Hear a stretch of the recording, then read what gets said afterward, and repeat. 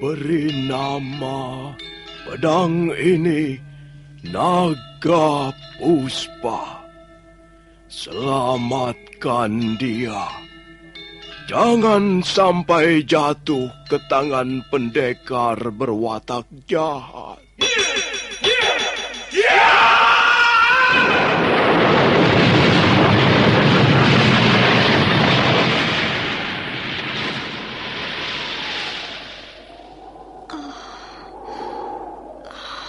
Kakang Kamandanu, kau masih juga tidak percaya bahwa aku mencintaimu. Meisin, maafkan aku, Meisin. Meisin. Meisin!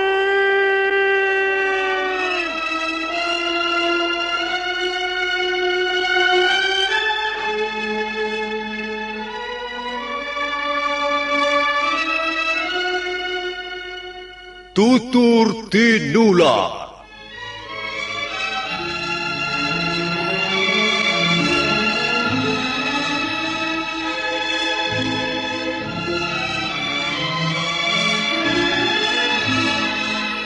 Sebuah sandiwara radio serial, produksi Sanggar Cerita dan teater Sanggar Prativi.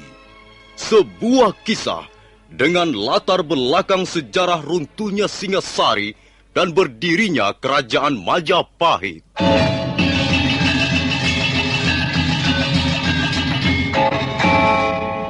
Sandiwara ini didukung oleh pemain-pemain radio yang sudah ternama.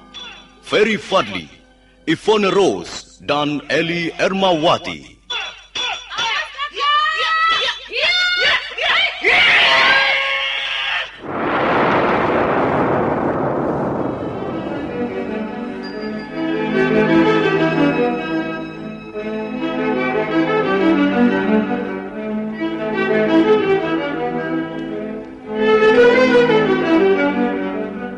Cerita ini ditulis dan disusun oleh S. Tijab.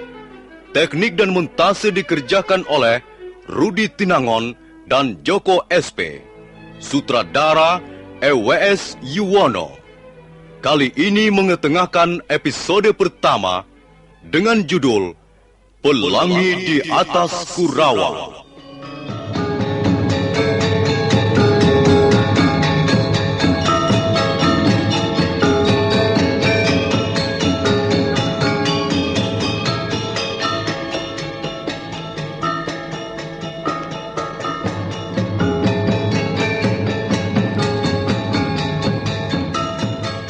Dalam seri yang ke-14 ini, didukung oleh para pemain, Ferry Fadli sebagai Arya Kamandanu, Ape Burhan sebagai Rekian Wuru, Rusli sebagai Suraprabawa, Marlon sebagai Dangdi, Katarina sebagai Nyiwari, Lili Nur Indasari sebagai Narirate, dan Nusri Apa kau sengaja membuatku naik darah? Sudahlah, Wuru. Sudahlah. Bagaimanapun juga dia anakmu sendiri. Darah dagingmu sendiri. Kau pukul sampai mati pun, kalau belum terbuka hatinya, dia tak akan mau bicara. Kalau begitu, biar ku bunuh saja anak setan ini. Jangan, Wuru. Jangan begitu. Kalau dia mati, siapa yang kehilangan? Ya, tapi kalau dia tidak mau buka suara, bagaimana? Bagaimana persoalan ini bisa diselesaikan nih? Masih bisa dicari cara yang lain, Wuru. Sudahlah, jangan menuruti panasnya hati. Salah-salah anak sendiri menjadi korban. Dok Rati, sudahlah. Lebih baik kau tidur saja.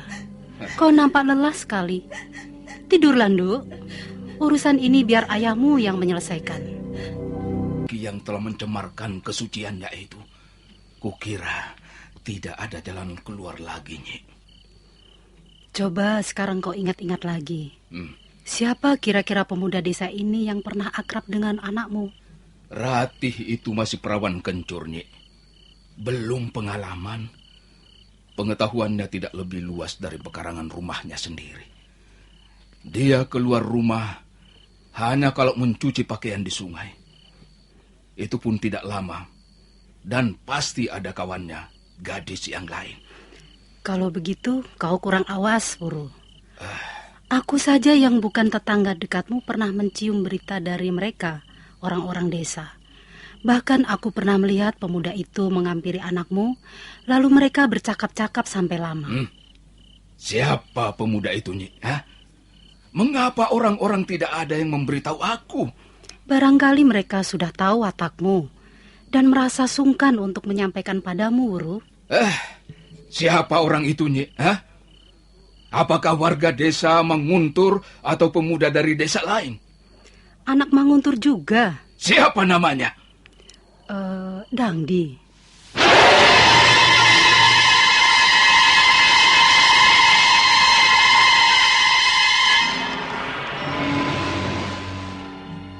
Dangdi?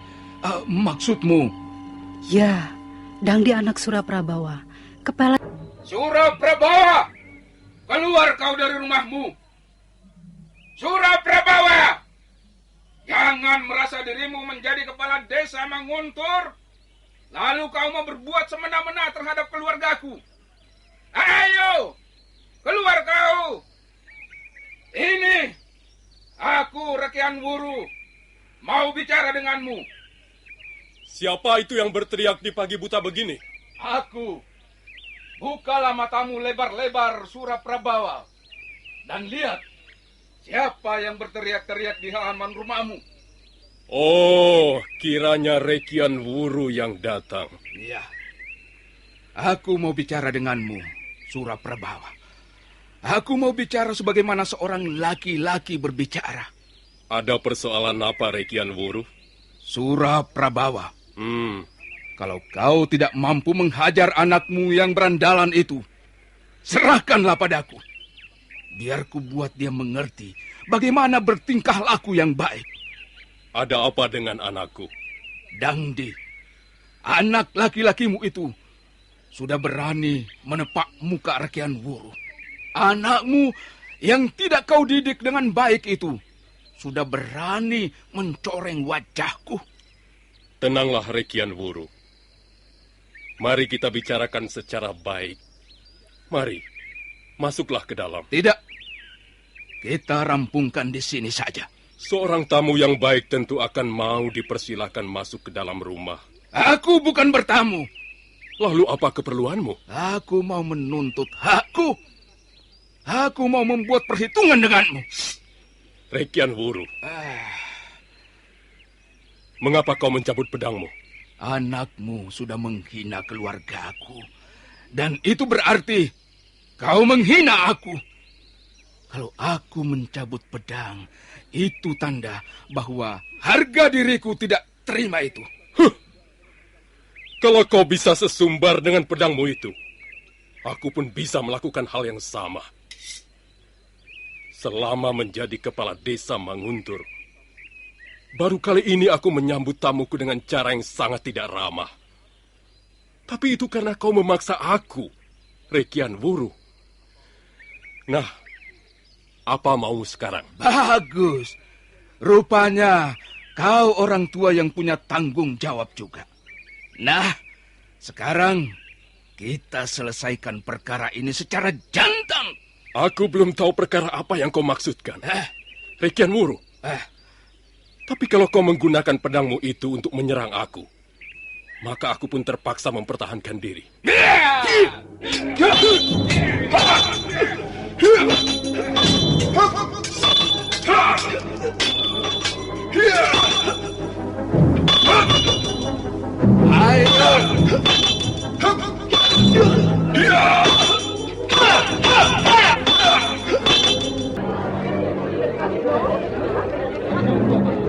Ayo, Suraprabawa, suruh pergi orang-orangmu ini. Kita lanjutkan pertarungan ini sampai salah seorang di antara kita menjadi bangkai. Ayo! Ayah, ada apa ayah? Mengapa ayah berkelahi dengan Paman Wuru? Kaukah yang bernama Dangdi? Iya benar, Paman. Saya Dangdi. Kau harus kubuat babak belur anak setan. Tunggu, tunggu paman, tunggu. Rekian Wuru, kalau kau sentuh anakku sebelum persoalan kau jelaskan, urusan ini akan menjadi panjang. Aku kepala desa. Aku bisa menuduhmu mengacau di desa Manguntur dan melaporkannya pada pemerintah Singasari. Ayah, sebenarnya ada persoalan apa ya? Dia menuduhmu telah mencoreng wajahnya. Entah apa maksudnya. Aku tidak tahu. Dangdi, terus terang saja. Supaya perkara ini tidak berlarut-larut. Apa yang telah kau lakukan terhadap Nari Ratih, anakku? Apa yang telah saya lakukan? Rasanya saya tidak pernah melakukan... Kau telah merusak kesuciannya. Kau telah menodai anakku. Oh, tidak, Paman. Saya tidak pernah melakukannya. Banyak orang melihat kau berusaha mendekati anakku. Jangan mungkir kau, Dangdi. Iya, benar, Paman. Saya memang berusaha mendekati Nari Ratih. Tapi Putri Paman Wuru tidak pernah menanggapinya. Dan setelah itu saya pun tidak mau mendekatinya lagi, Paman. Dusta!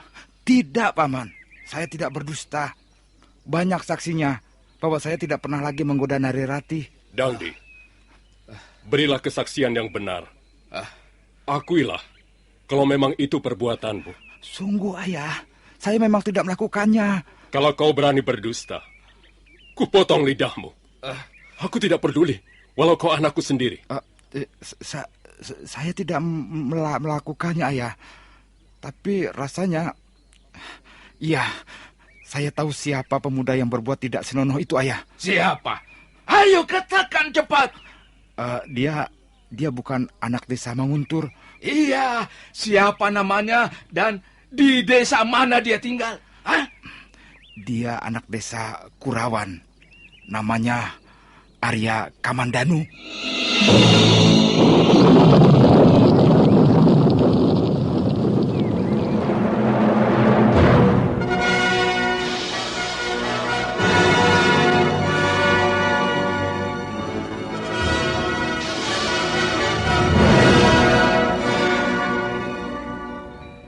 Maksudmu anak empu Hanggareksa?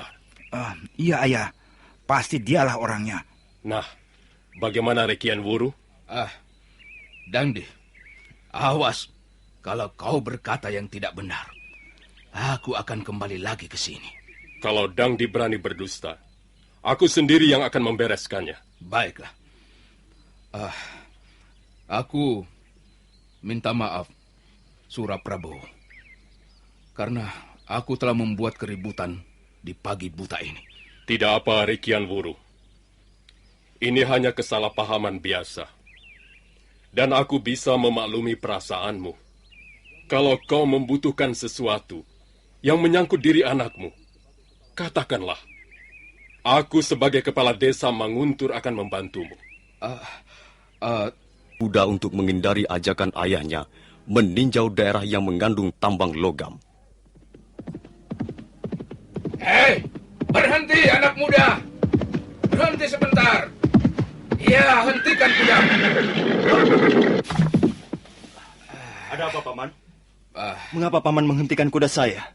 Anak muda, apakah daerah ini sudah masuk desa Kurawan?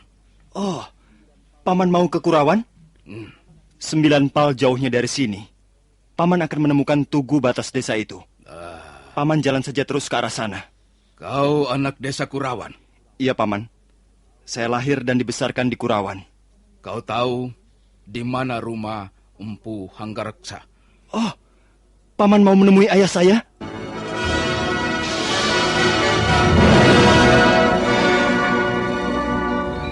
Anak muda. Jadi kau anak Hanggareksa? Benar, Paman. Saya anaknya.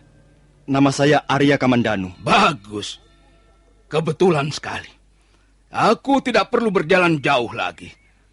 Aku bisa merampungkan urusanku di tempat ini. Kamandanu. Iya, Paman.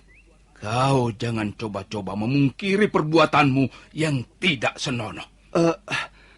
Apa maksud Paman? Saya... Jangan berlagak bodoh. kau tahu dengan siapa kau sedang berhadapan sekarang ini? Akulah Rakian Wuru. Oh, Paman Wuru dari Manguntur. Bukankah Paman ayah Narirati? Iya, aku ayah Narirati. Aku ayah gadis yang sekarang ini sedang menderita akibat perbuatanmu. Mampus kau, Kamandanu. Tunggu, Paman, tunggu. Tunggu, Paman. Apa salah saya? Mengapa tiba-tiba Paman menyerang saya? Kau sudah menodai kesucian anakku. Dan sekarang kau akan menerima balasan dari ayahnya. Bagus. Kau cukup tangkas juga. Tapi jangan sebut Rakian Wuru. Kalau aku tak mampu membuatmu mencium tanah dalam 2 gebrakan ini. Selesai berkata, Rakian Wuru menarik kaki kirinya selangkah. Tangannya membuka dan menutup di depan dada untuk membuka jurus serangannya.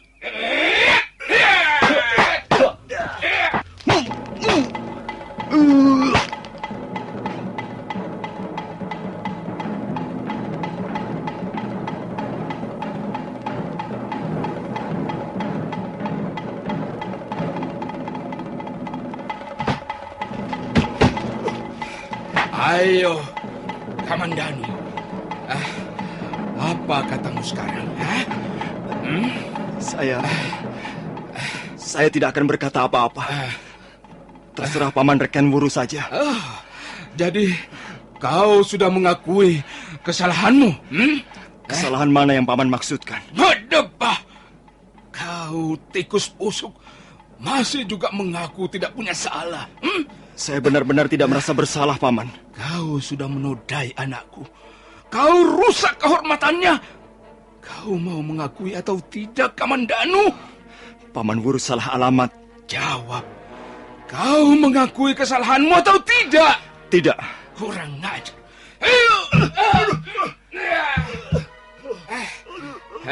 Dengar. Walaupun sudah tua, sudah beruban seluruh rambutku, tapi untuk membuatmu mampus, aku masih belum kerepotan. Apa sebenarnya yang Paman kehendaki dari saya? Pengakuanmu. Kalau kau mau mengakui kesalahanmu, maka urusannya tidak akan terlalu panjang. Tapi kalau kau masih mau bertahan, mau memungkiri perbuatanmu, nah, aku tidak segan-segan membuat tubuhmu cacat, Kamandanu. Paman Wuru, saya tidak akan mengakui perbuatan yang tidak pernah saya lakukan. Apa? Coba kau ulangi sekali lagi. Saya tidak akan mengakui perbuatan yang tidak pernah saya lakukan. Kamandanu! Kau jangan membuatku semakin naik darah. Walaupun orang tua, tapi aku bukanlah tergolong orang penyabar. Kalau kau masih berusaha mungkir, aku akan membunuhmu di tempat ini juga. Paman Wuru, saya berani karena saya merasa benar. Kalau saya merasa benar dan tidak berani menghadapi keadaan, maka namanya saya pengecut. Kurang ajar. Jadi kau menantangku? Paman Wuru tidak usah merasa ragu-ragu. Saya tidak akan melawan. Saya tahu Paman Wuru sebenarnya orang yang baik. Saya justru merasa kasihan sekali. Mengapa Paman Wuru harus mengalami seperti ini? Saya kenal Narirati, Paman. Saya pernah bersahabat dengannya. Sudah! Jangan ngoceh ngalor ngidul. Aku tidak butuh mendengar khotbahmu. Jadi bagaimana? Kalau memang Paman menganggap saya bersalah dan mau membunuh saya, lakukanlah. Saya tidak akan melawan sedikit pun. Saya akan menyerahkan leher saya agar Paman Wuru merasa puas. Rakian Wuru tertegun mendengar kata-kata Arya Kamandanu. Suaranya terdengar jujur dan penuh keberanian. Tapi karena hatinya masih panas, maka orang tua itu buru-buru mencampakkan pengaruh tersebut. Kamandanu, akuilah bahwa kau yang menodai anakku. Dengan begitu, persoalan ini bisa segera dibereskan. Barangkali, kalau nasibmu mujur, aku akan mengawinkanmu dengan anakku. Tapi kalau tidak, aku akan menyerahkanmu kepada kepala desa Manguntur agar perbuatanmu ditangani yang berwajib. Sudah saya katakan, bahwa saya tidak mungkin mengakui apa yang bukan menjadi perbuatan saya. Berjebah! Kubunuh kau sekarang juga. Pedang Rekyan Wuru yang sudah terhunus berkelebat di udara dan dengan deras sekali meluncur ke arah leher Arya Kamandanu.